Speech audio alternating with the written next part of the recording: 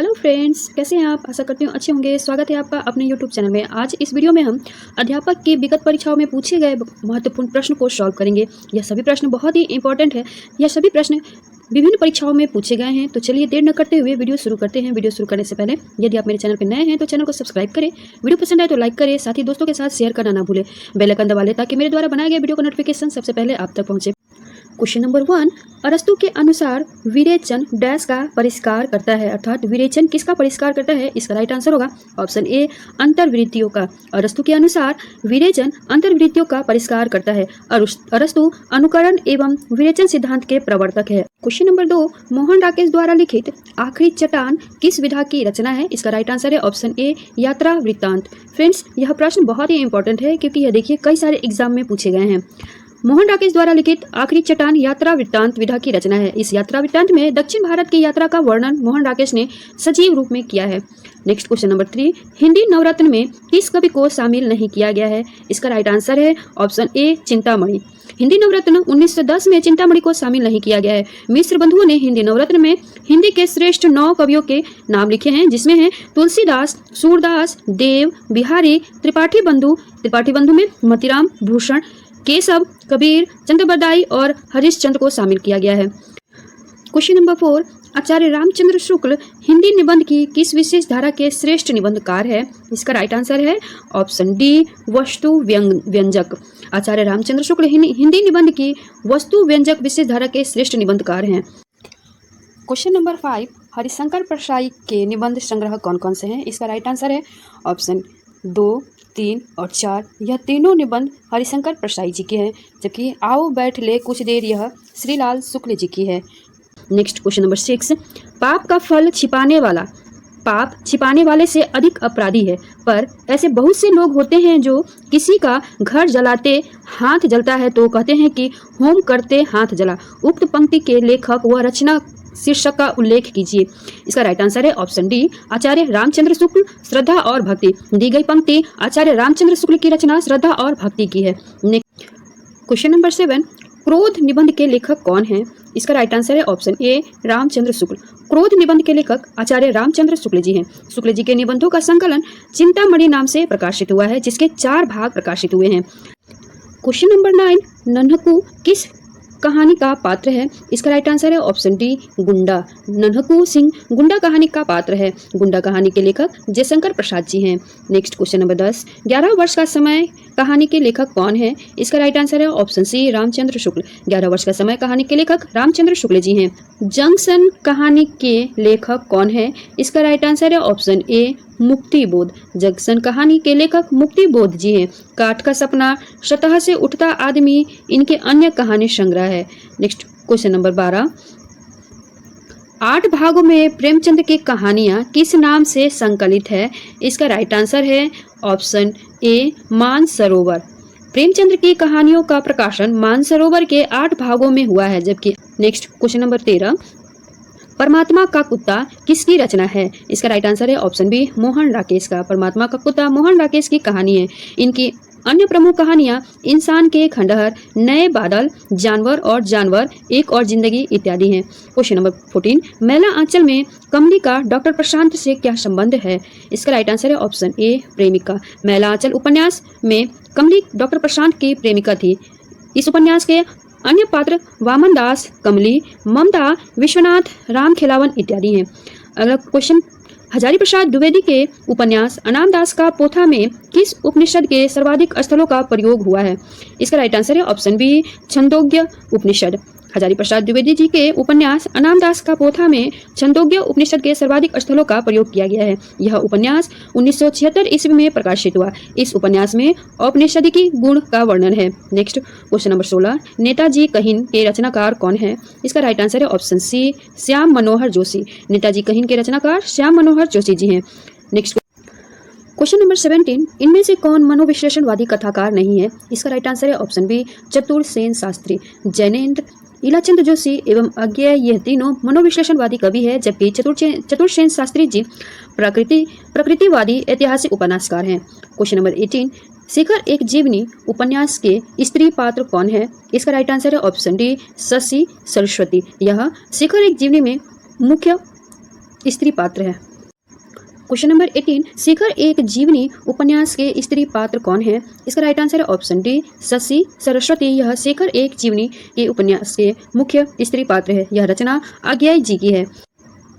Question number 19, Hazari Prasad Dwivedi के किस उपन्यास में औपनिषदिक कथा का आधार लिया गया है? इसका राइट आंसर है ऑप्शन डी, अनाम दास का पोथा। हजारी प्रसाद द्विवेदी का मुख्य उपन्यास बाणभट्ट की आत्मकथा है, जिसका प्रकाशन 1946 ईस्वी में हुआ था। चारुचंद्र लेख, इसका प्रकाशन 1963 ईस्वी में हुआ था तथा अनाम दास का पोथा यह 1976 ईस्वी में प्रकाशित हुई थी। यह औपनिषदिक कथा पर आधारित है। इसमें क्वेश्चन नंबर 20, जैनेन्द्र कुमार के उपन्यासों का सही अनुक्रम कौन सा है? इसका राइट आंसर है ऑप्शन बी, सुनीता, त्यागपत, कल्याणी और सुखदा। यह इनके उपन्यासों का सही क्रम है। इस उपन्यास का प्रकाशन 1934 ईस्वी में, त्यागपत्र का प्रकाशन 1937 ईस्वी में, कल्याणी इसका प्रकाशन 1939 ईस्वी में तथा सुखदा यह 1952 ईस्वी में प्रकाशित हुई। व्यतीत 1935 ईस्वी में तथा जयवर्धन 1956 ईस्वी में प्रकाशित है। नेक्स्ट क्वेश्चन नंबर 21, नागार्जुन द्वारा रचित मछुआरों के जीवन पर आधारित उपन्यास कौन सी है? इसका राइट आंसर है ऑप्शन बी, वरुण के बेटे। यह उपन्यास नागार्जुन जी के द्वारा लिखा गया है जो मछुआरों के जीवन पर आधारित है। क्वेश्चन नंबर 22, बाणभट्ट की आत्मकथा सर्वप्रथम किस पत्रिका में प्रकाशित हुई थी? इसका राइट आंसर है ऑप्शन ए, विशाल भारत। बाणभट्ट की आत्मकथा सर्वप्रथम विशाल भारत पत्रिका में प्रकाशित हुई थी। बाणभट्ट की आत्मकथा यह हजारी प्रसाद द्विवेदी जी की रचना है जो विशाल भारत में प्रकाशित हुई थी। नेक्स्ट क्वेश्चन नंबर 23, रंगभूमि उपन्यास किस दर्शन से प्रभावित है? इसका राइट आंसर है ऑप्शन डी, गांधीवादी। रंगभूमि उपन्यास गांधीवादी दर्शन से प्रभावित है। यह रचना प्रेमचंद्र जी की है, जिसका प्रकाशन 1925 ईस्वी में हुआ। इसमें कृषक संघर्ष, गांधीवादी आंदोलन, समाज सुधार का प्रयास है। इसके प्रमुख पात्र सूरदास, सोफिया, विनय कुंवर, भरत सिंह, रानी जानवी, जगधर, बजरंगी इत्यादि हैं। अगला क्वेश्चन है, जालपा किस उपन्यास की नायिका है? इसका राइट आंसर है ऑप्शन डी, गबन। जालपा गबन उपन्यास की नायिका है। इस उपन्यास के अन्य पात्र रामनाथ, देवीदीन, दयानाथ, जोहरा आदि हैं। नेक्स्ट क्वेश्चन नंबर 25, सेवा सदन का प्रकाशन कब हुआ था? इसका राइट आंसर है ऑप्शन बी, 1918 ईस्वी में। सेवा सदन का प्रकाशन 1918 ईस्वी में हुआ था। नेक्स्ट क्वेश्चन नंबर 26, कंकाल उपन्यास कब प्रकाशित हुआ था? 26 का राइट आंसर है ऑप्शन डी, 1929 में। कंकाल उपन्यास यह 1929 में प्रकाशित हुआ तथा इनके लेखक जयशंकर प्रसाद जी हैं। क्वेश्चन नंबर 27, प्रेमचंद्र शताब्दियों से पददलित, अपमानित और उपेक्षित कृषकों की आवाज थे। प्रेमचंद्र के संबंध में यह उक्त कथन किसका है? इसका राइट आंसर है ऑप्शन सी, आचार्य हजारी प्रसाद द्विवेदी जी का। आचार्य हजारी प्रसाद द्विवेदी जी ने प्रेमचंद्र के संबंध में कहा है कि प्रेमचंद्र शताब्दियों से पददलित, अपमानित और उपेक्षित कृषकों की आवाज थे। क्वेश्चन नंबर 28, आचार्य रामचंद्र शुक्ल के अनुसार हिंदी के प्रथम उपन्यासकार कौन है? इसका राइट आंसर है ऑप्शन बी, श्रीनिवास दास। आचार्य रामचंद्र शुक्ल के अनुसार हिंदी के प्रथम उपन्यासकार श्रीनिवास दास जी है। इन्होंने परीक्षा गुरु लिखा जो 1882 ईस्वी में प्रकाशित हुआ। नेक्स्ट क्वेश्चन नंबर 29, निम्नलिखित में से एक उपन्यास की कथा वस्तु का संबंध औपनिषदिकीय युग से है, वह कौन सा है? इसका राइट आंसर है ऑप्शन सी, अनाम दास का पोथा। क्वेश्चन नंबर 30, गोदान उपन्यास का मुख्य कथा का आधार क्या है? इसका राइट आंसर है ऑप्शन बी, कृषक जीवन। गोदान उपन्यास की मुख्य कथा का आधार कृषक जीवन है। Next question number 31, Surdas Premchandra के किस उपन्यास का प्रमुख पात्र है? इसका राइट आंसर है ऑप्शन डी, रंगभूमि। सूरदास प्रेमचंद्र द्वारा लिखित रंगभूमि उपन्यास का प्रमुख पात्र। क्वेश्चन नंबर 32, निम्नलिखित में से प्रेमचंद्र के उपन्यासों के पात्र हैं।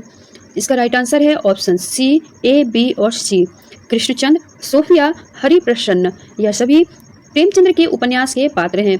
कृष्णचंद्र सेवा सदन के पात्र हैं, सोफिया रंगभूमि में है और हरिप्रसन्न में सुनीता। नेक्स्ट क्वेश्चन नंबर 33, आचार्य हजारी प्रसाद द्विवेदी जी किस धारा के उपन्यासकार हैं? इसका राइट आंसर है ऑप्शन बी, सामाजिक सांस्कृतिक। आचार्य हजारी प्रसाद द्विवेदी जी सामाजिक सांस्कृतिक धारा के उपन्यासकार हैं। नेक्स्ट क्वेश्चन नंबर 34, आचार्य रामचंद्र शुक्ल ने पहला अंग्रेजी ढंग का मौलिक उपन्यास कौन सा माना था? इसका राइट आंसर है ऑप्शन डी, श्रीनिवास दास जी का परीक्षा गुरु। आचार्य रामचंद्र शुक्ल ने पहला अंग्रेजी ढंग का मौलिक उपन्यास श्रीनिवास दास जी द्वारा लिखित परीक्षा गुरु को माना है। इसका प्रकाशन 1882 ईस्वी में। क्वेश्चन नंबर 35, एक घूंट किसका लिखा हुआ एकांकी है? इसका राइट आंसर है ऑप्शन सी, जयशंकर प्रसाद। एक घूंट एकांकी लेखक जयशंकर प्रसाद जी का है। नेक्स्ट क्वेश्चन नंबर 36, आधे अधूरे नाटक के प्रमुख स्त्री पात्र का नाम क्या है? इसका राइट आंसर है ऑप्शन सी, सावित्री। आधे अधूरे नाटक के प्रमुख स्त्री पात्र का नाम सावित्री है। यह नाटक मोहन राकेश द्वारा लिखित है। Next question number 37, Parnadatta Jaishankar Prasad के किस नाटक का पात्र है? इसका राइट आंसर है ऑप्शन सी, स्कंदगुप्त के। पर्णदत्त जयशंकर प्रसाद द्वारा रचित स्कंदगुप्त नाटक का पात्र है। यह नाटक 1928 ईस्वी में प्रकाशित हुआ था। यह एक ऐतिहासिक नाटक है। क्वेश्चन नंबर 38, अधिकार सुख कितना मादक और सारहीन है, अपने को नियामक और कर्ता समझने की बलवती स्पृहा उससे बेकार कराती है। स्कंदगुप्त नाटक का यह कथन किस पात्र का है? इसका राइट आंसर है ऑप्शन बी, स्कंदगुप्त का। 39, आषाढ़ का एक दिन में राजपुरुष कौन है? इसका राइट आंसर है ऑप्शन ए, दंतुल। आषाढ़ का एक दिन नाटक में राजपुरुष दंतुल है। यह नाटक मोहन राकेश द्वारा रचित है। क्वेश्चन नंबर 40, सागर मुद्रा के लेखक कौन है? इसका राइट आंसर है ऑप्शन बी, अज्ञेय जी। सागर मुद्रा के लेखक अज्ञेय जी हैं। अज्ञेय जी प्रयोगवादी काव्यधारा के प्रवर्तक माने जाते हैं। क्वेश्चन नंबर 41, तोड़ने ही होंगे मठ और गढ़ सब किसकी पंक्ति है? इसका राइट आंसर है ऑप्शन डी, मुक्ति बोध जी का। तोड़ने ही होंगे मठ और गढ़, यह मुक्ति बोध जी की पंक्ति है।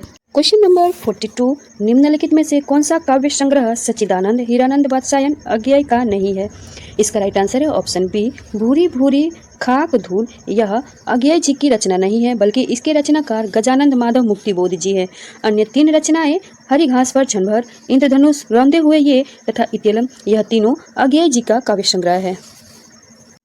क्वेश्चन नंबर 43, कविता में कहने की आदत नहीं, पर कह दूं वर्तमान समाज में मैं चल नहीं सकता, पूंजी से जुड़ा हुआ हृदय बदल नहीं सकता। यह पंक्ति इनमें से किस कवि की है? इसका राइट आंसर है ऑप्शन बी, मुक्ति बोध।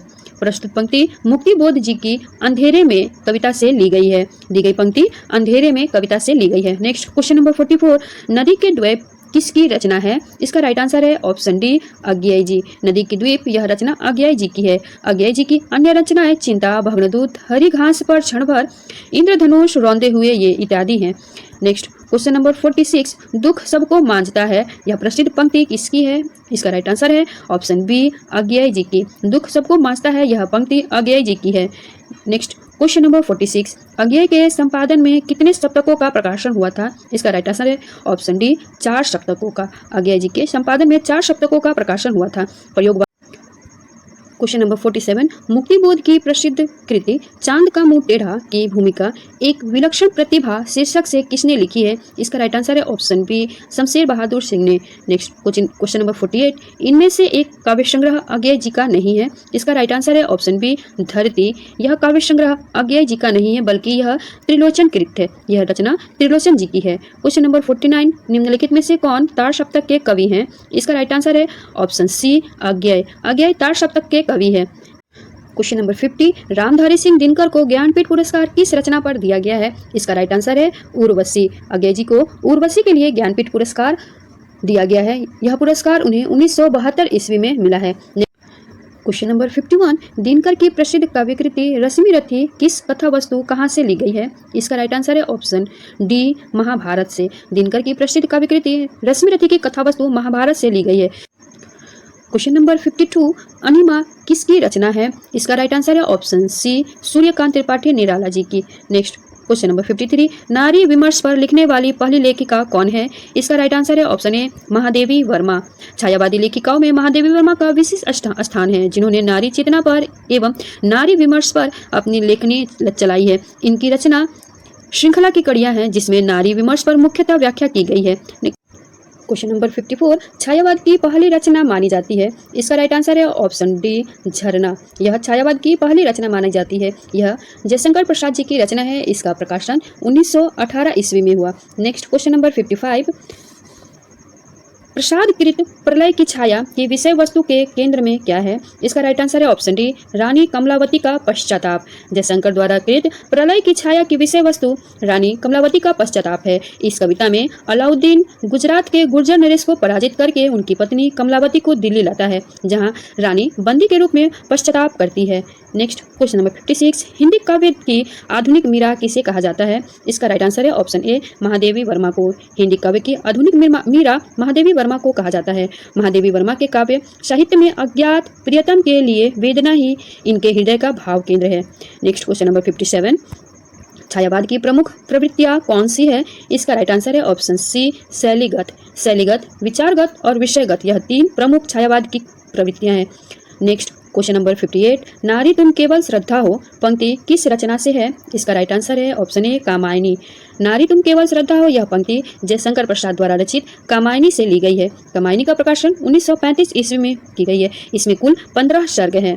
नेक्स्ट क्वेश्चन नंबर 59, कामायनी को छायावाद का उपनिषद किसने कहा है? इसका राइट आंसर है ऑप्शन डी शांति प्रिया द्विवेदी जी ने। कामायनी को छायावाद का उपनिषद शांति प्रिया द्विवेदी ने कहा है। क्वेश्चन नंबर 60, पंत की ताज कविता किस काव्य धारा का प्रतिनिधित्व करती है? 60 का राइट आंसर है ऑप्शन बी प्रगतिवादी काव्य धारा की। क्वेश्चन नंबर 61, प्रथम रश्मि का आना रंगीनी तूने कैसे पहचाना पंक्ति किसके द्वारा लिखित है? इसका राइट आंसर है ऑप्शन बी पंत जी के द्वारा।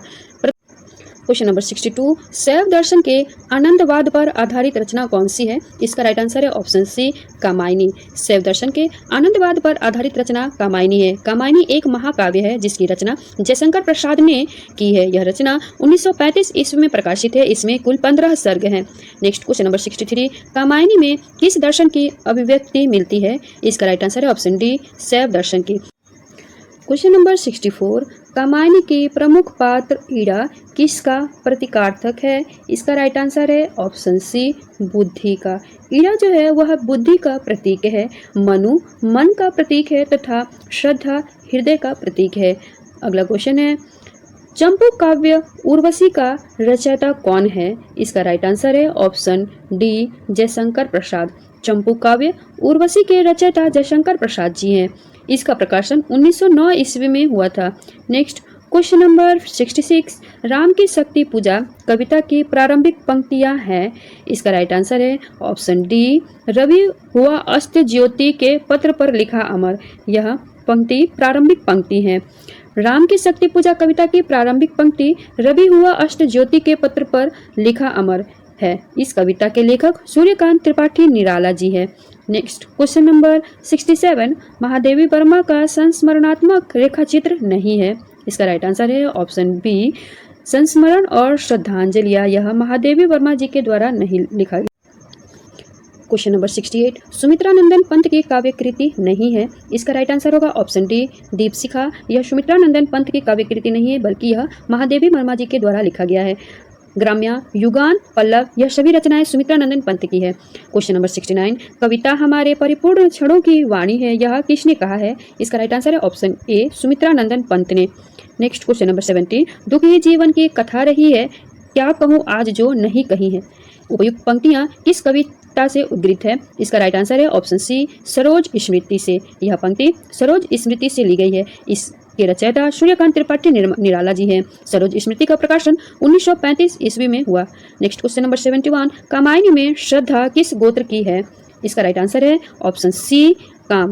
क्वेश्चन नंबर 72, नौका विहार कविता में गंगा की लहरों के बीच चांद के प्रतिबिंब के लिए किस प्रकार की नायिका का उल्लेख किया गया है? इसका राइट आंसर है ऑप्शन ए मुग्धा। नौका विहार कविता में गंगा की लहरों के बीच चांद के प्रतिबिंब के लिए मुग्धा का नायिका का उल्लेख किया गया है। Next question number 73, Balkrishna Sharma Naveen का सर्वप्रथम प्रकाशित काव्य संग्रह कौन सा है? इसका राइट आंसर है ऑप्शन डी कुमकुम। बालकृष्ण शर्मा का प्रथम प्रकाशित कविता संग्रह कुमकुम है जो 1939 ईस्वी में प्रकाशित हुआ। क्वेश्चन नंबर 74, दुख की पिछली रजनी बीच विकसता सुख का नवल प्रभात यह पंक्ति किसके द्वारा लिखा गया है?